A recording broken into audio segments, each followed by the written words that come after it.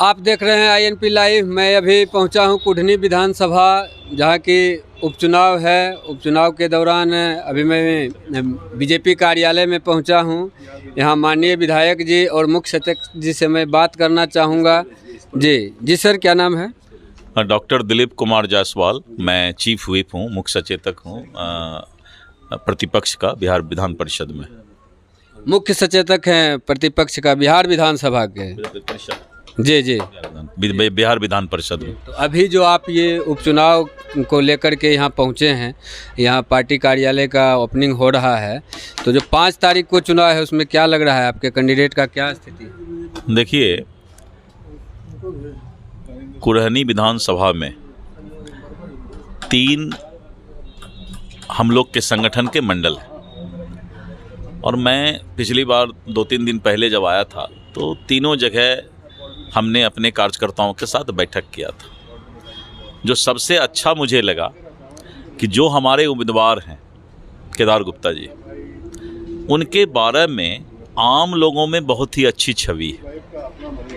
तो ये हमारा सबसे पहला चुनाव जीतने का जो एक प्रतीक था वो हमें दिखाई पड़ा कि हमारे उम्मीदवार। इसमें आपको क्या बदलाव दिख रहा है कि आप 2020 में कुछ ही दिन पहले जदयू के साथ चुनाव लड़े, अभी जदयू आपको छोड़ के महागठबंधन में चली गई है, तो इसका क्या प्रभाव देखने को मिला? देखिए, राजनीति में गठबंधन और अलायंस जो है वो तो इधर उधर होते रहता है। भारतीय जनता पार्टी के प्रति आम जनता और मतदाता का एक अलग सोच है। जिस तरह से माननीय नरेंद्र मोदी जी प्रधानमंत्री जी के नेतृत्व में देश मजबूत हुआ है और एक विकास की बयार पूरे देश में बह रही है। अभी माननीय नितिन गडकरी जी आए थे, आपने देखा, और आपको भी लगता होगा कि जब बिहार में चलते हैं तो जो राष्ट्रीय उच्च पथ है, नेशनल हाईवे, और जिस तरह से आप देखते हैं कि चारों तरफ पुल ही पुल बन रहा है। पहले लोग सोचते भी नहीं थे कि मोकामा में दूसरा पुल बनेगा।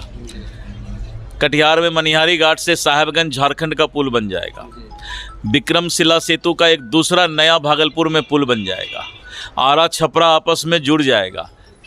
तो आप खुद सोचिए ना कि किस तरह से नरेंद्र मोदी जी की सरकार ने बिहार के विकास में अपना योगदान। 2020 में जो चुनाव हुआ था उसमें केदार गुप्ता जी कुछ ही वोट से हारे थे, लगभग 700 मतों से हारे थे। तो अभी क्या लग रहा है, उसमें क्या सुधार कीजिएगा जो कि बड़ी जीत उनका होगा? मतदाताओं को अफसोस है कि केदार गुप्ता जी बहुत कम वोट से हार गए थे।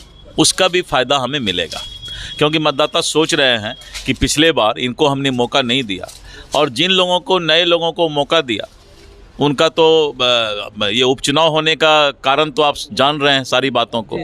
तो इसको देखते हुए हमारे उम्मीदवार के प्रति मतदाता का बहुत ही अच्छा रुझान है और इसका फायदा हमें चुनाव में बहुत ही अच्छा मिलेगा। आप सुन रहे थे मुख्य सचेतक जी को। अब मैं बात करूंगा माननीय संजय सराबी जी से, जो विधायक हैं। सर, अपने बारे में बताइए। दरभंगा से मैं सदर से भारतीय जनता पार्टी का विधायक हूँ। अभी आप ये कुढ़नी विधानसभा में जो उपचुनाव है उसको लेकर के पार्टी कार्यालय में पहुंचे हैं, तो आप तो इधर घूमे होंगे, तो क्या लग रहा है 2020 के तुलना में कितना बदला है? क्योंकि अभी तो महागठबंधन का सरकार बन गया है, आप लोग अलग हो चुके हैं। यहाँ मार्जिन की लड़ाई है कि भारतीय जनता पार्टी कितने वोटों से जीतेगी, यही लड़ाई है। यहाँ जो हम लोग घूम रहे हैं क्षेत्र में, इतना बढ़िया माहौल है। एक तरफा लोग बोल रहे हैं कि नहीं, भारतीय जनता पार्टी को जिताना है।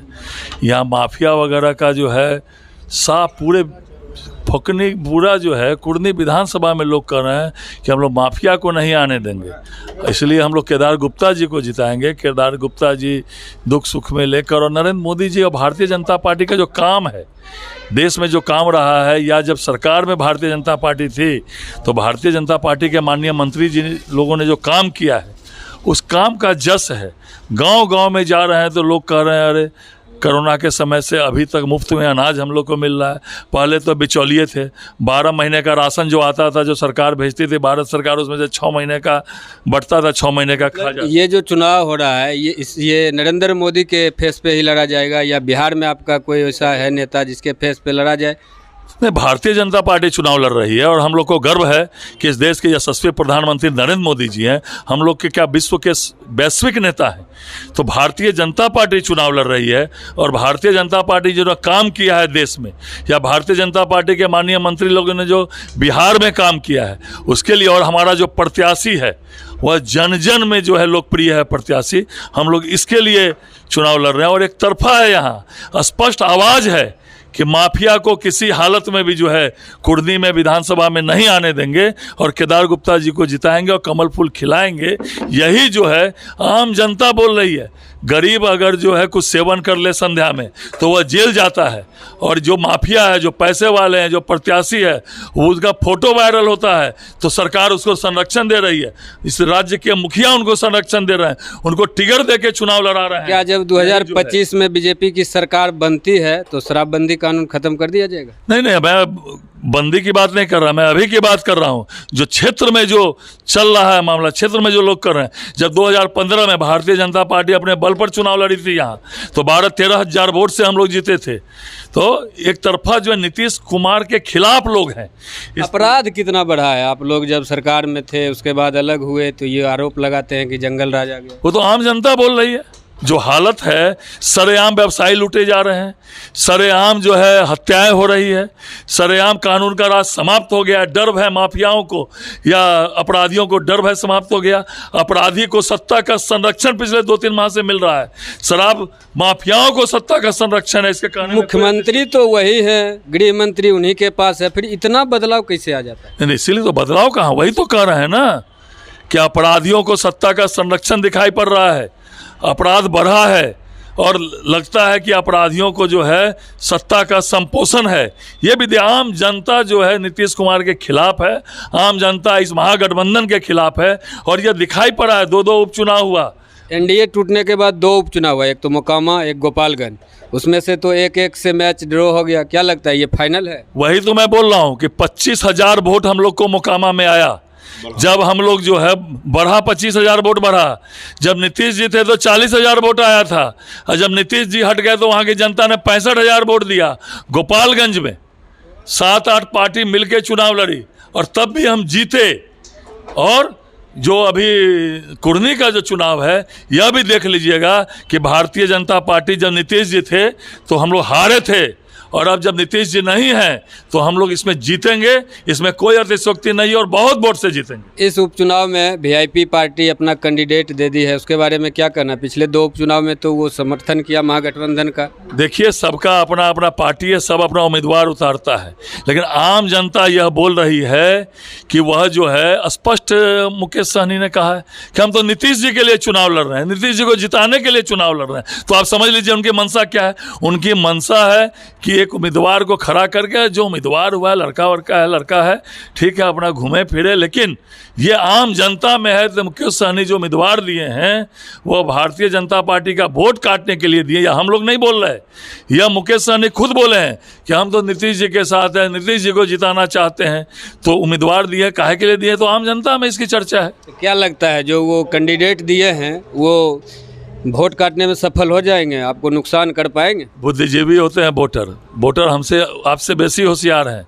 वो जानते हैं कि भारतीय जनता पार्टी जीत रही है, और भारतीय जनता पार्टी को जिताना भी वो चाहते हैं, और भारतीय जनता पार्टी यहाँ से जीत रही है। इसमें कहीं कोई अतिशयोक्ति नहीं है। मार्जिन की लड़ाई है कि हम 15 में जो लड़े थे, जब अपने बल पर चुनाव लड़े थे 2015 में, उस समय जो कुर्नी जीते थे उससे ज़्यादा वोट से जीतेंगे कि उतने ही वोट से जीतेंगे।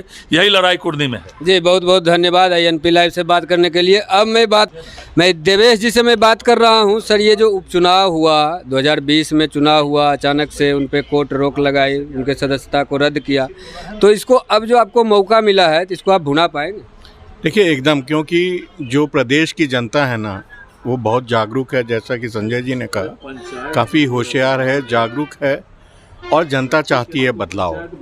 जनता चाहती है इस अवसरवादिता, मिस गवर्नेंस, भ्रष्टाचार युक्त सरकार से, और ऐसी सरकार जहां प्रतिदिन आप अखबारों को टटोलें तो रोज़ इन घटनाओं का, जो आपराधिक घटनाएं हैं, उनकी आप संख्या देखिए प्रतिदिन बढ़ते जा रही है। प्रतिदिन रोज़ इन आप प्रथम पृष्ठ से अंतिम पृष्ठ तक देखेंगे तो घटनाओं के बारे में, आपराधिक घटनाओं के बारे में विभिन्न जिलों से खबर रहती है।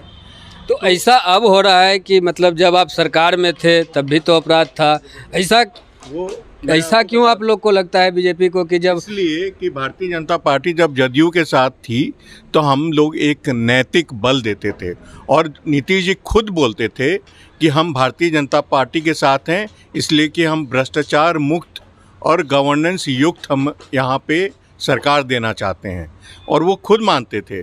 आज उनके साथ कौन लोग आ गए हैं? खुद हैं जो लॉ ब्रेकर होता है वो लॉ मेकर बन गया है।